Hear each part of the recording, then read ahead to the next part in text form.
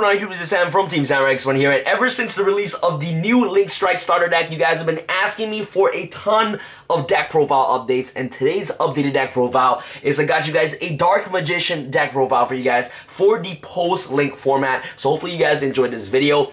Guys, believe it or not, Dark Magician is one of my favorite decks of all time, or for the fact that you're actually able to play Dark Magicians without having to utilize the extra deck at all. It's absolutely incredible. So the good thing about Dark Magician is that this deck does not rely on Link summoning at all. But you guys are probably wondering, Sam, why is there Link Spider over there? Link Spider is actually very crucial in the deck, not because you're going to be spamming the extra deck. There's also another reason why Link Spider is just really, really good, and I'll explain to you guys that as I progress to the deck profile. By the way, guys, if you guys are interested in supporting the channel, I have a True Draco playmat now available. If you guys are interested in purchasing one, make sure you guys message me on my Facebook page. Here's a full picture of how the mat looks like. I do free shipping to Canada and also US. International shipping will cost extra. Alright guys, so without further ado, let's just start. I'll start out with a monster, of course. You want to play triple Mago Negro, okay? Mago Negro is always my favorite card, guys. You guys will understand how much I love this Portuguese Dark Magician. So you want to start off by playing triple Dark Magician. You're playing Dark Magician deck, of course, so you must play triple Dark Magician in the deck. Next off, to support Dark Magician, you want to play, of course, triple Apprentice Illusion Magician. This card is absolutely phenomenal for the fact that you can special this card from your hand by discarding any cards in the graveyard,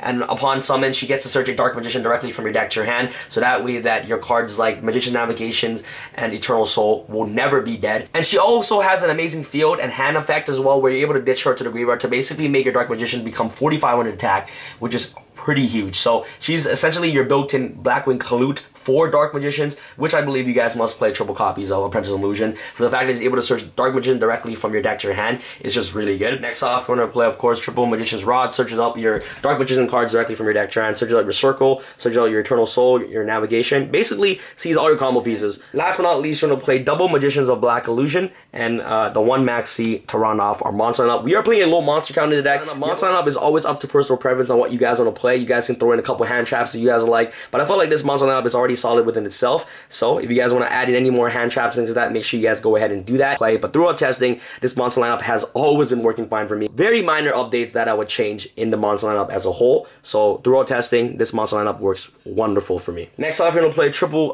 Dark Magical Circle. The fact that you're actually able to reveal the top 3 card of your deck to basically add a Dark Magician card directly from your deck to your hand is really amazing. Essentially, another version of Pot of Duality for Dark Magician, which is really awesome. And the fact that this card is able to banish a card on the field when a Dark Magician is special summoned is just absolutely amazing. So this card can actually disrupt a lot of plays during your turn and also your opponent's turn. Depending on the monsters that they summon or depending on the cards they use, you can actually disrupt a lot of plays with just Dark Magical Circle alone. Next, we're going to play the One Illusion Magic. Tributes a spellcaster monster on the field to add Dark Magician directly from your deck to your hand, which is really good. One copy of Illusion Magic is enough because we are playing triple Apprentice Illusion Magician, which already adds you Dark Magician directly from your deck to your hand. So Illusion Magic is really good for that. One Dark Magic Inheritance. Once you already burned through all your spell cards with cards like, you know, like Dark Magic Attack, Allure Darkness, and things like that, you're able to actually banish 2 spell cards directly from your graveyard to basically search the missing piece that you need for your combos during your opponent's turn. Sometimes you'll be missing Eternal Soul, sometimes you'll be missing Magician Navigation. This card basically searches out and fills in the missing pieces that you have.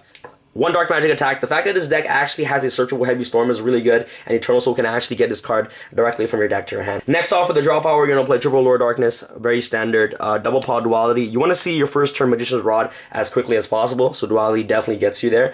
And also you want to see in combo pieces such as Magician's Navigation or also Eternal Soul. So these cards basically helps you dig deeper to your deck to see your combo pieces that you're missing in your hand. So Duality and also Allures are just really good draw power in the deck. Next off, for our staple, you're playing an Upstart Goblin. Makes this card a 39 card deck to make this deck even more consistent, which is really amazing. The reason why Upstart is in here so that it can be a fodder for Dark Magic Inheritance, which is really good. One Regeki, and last but not least, double Dark Hole to round off our spells. Dark Hole and Regeki are just really good this format for the fact that you're able to, you know, clear massive boards, especially with links coming out. People are still able to make massive boards, so activating Dark Hole and Regeki to just clear all those problematic cards on the field is just really amazing. So Regeki and Dark Hole, still really good cards against, you know, the Masterpiece if it's unaffected by traps and monsters. It's also really good against Zodiacs overall. So Regeki and Dark Hole are, in my personal opinion, definitely a must-off in the next upcoming format. So that's pretty much it for the spells. Next off, for the traps, we're going to play triple Magician's Navigation. You guys all know what Navigation does. Being able to special summon Dark Magician from your hand and special summon another spellcaster directly from your deck is just really good.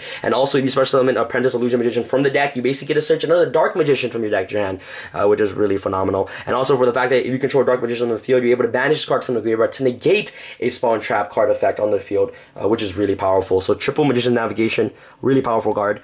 Next off, triple Eternal Soul. The reason why this deck is so good is because of Eternal Soul. The able to just revive back Dark Magician every single turn is absolutely insane. Next, we're going to play one Dark Renewal. The reason why I like Dark Renewal so much is the fact that it combos really well with Magician's Navigation.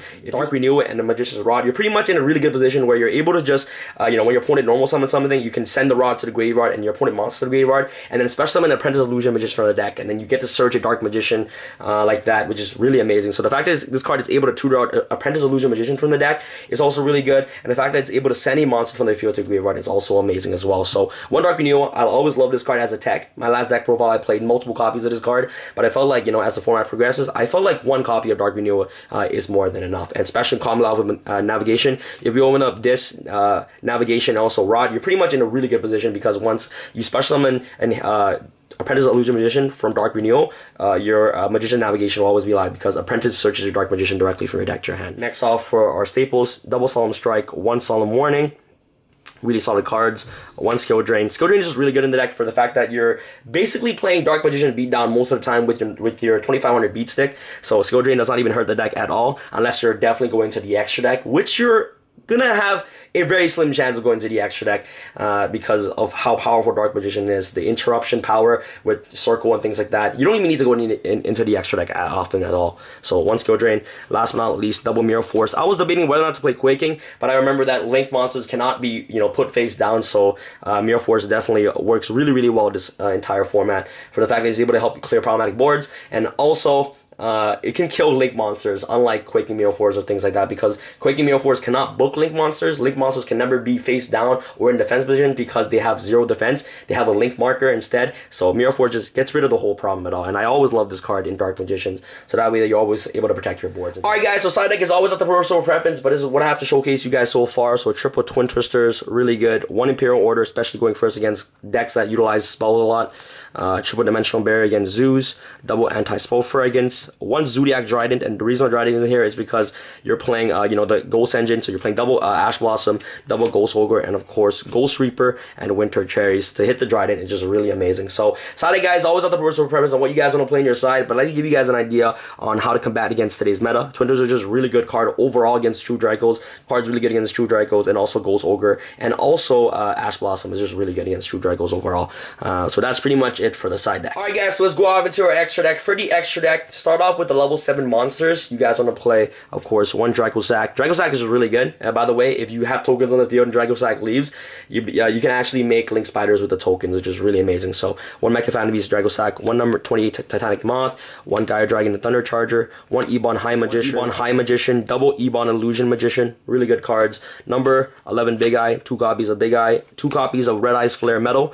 Now let's go off to Link monsters. These cards are really important in the deck. You want to play double Link Spider and one Decode Talker. Link Spider is actually very, very crucial in the deck, and I'll explain to you guys that in a sec. If you ever have 2 Link Spiders on the field and also a effect monster, you can actually make Decode Talker. So this card is just insurance policy for Dark Magicians. So it's not a must-have you play in the deck, but you can actually make it if you already have double Link Spider. Last but not least, you want to play the one Dante and one Break Sword, because you can actually make it with double rods on the field, which is pretty good. So let me go back to explaining Link Spider. Link Spider is just so good in the deck for the fact that if you are a Dark Magician player, you guys all know the situations where sometimes you'll have Eternal Soul, okay? So you'll have Eternal Soul, and you'll have a circle on the board. So let's say that you have these cards right here, okay, and you only have the reason why Link Spider is just so good in the deck is because for the situations where you only have one Dark Magician on the field, Link Spider becomes really handy, because what you would do is that usually if you have one Dark Magician in your graveyard during your opponent's turn, you'll be like, okay, activate Eternal Soul, special summon Dark Magician, banish a card with Circle, and then your opponent will pass turn, your turn, you have no access to other Dark Magician and things like that. You can't really do the Eternal Soul loop with a Dark Magical Circle to basically banish cards on the field. And this is when Link Spider comes in handy, because now what you can do is that if you already revive back Dark Magician to basically banish a card, what you can do is that you can send Dark Magician to the graveyard to link summon Link Spider, okay? And then now you have access to Eternal Soul, activate Eternal Soul's effect, boom, especially with Dark Magician, and then banish a card on the field with Dark Magical Circles effect. And that's why Link Spider is just so important, because the fact that you're able to send your one and only Dark Magician to the graveyard, so that way that your Eternal Souls can be constantly live, is just insane. So that's what I found that was really problematic when you only control one Dark Magician. You can't basically loop these 2-card combo, which sucks. But now with Link Spider, you can do that, and then next turn you can do the same thing. Your opponent's turn, activate Eternal Soul, ride this back, banish a card, and then during your turn, okay, what you can do is Link Summon again, Link Spider under here, all right, and then activate Eternal Soul, ride back Dark Magician.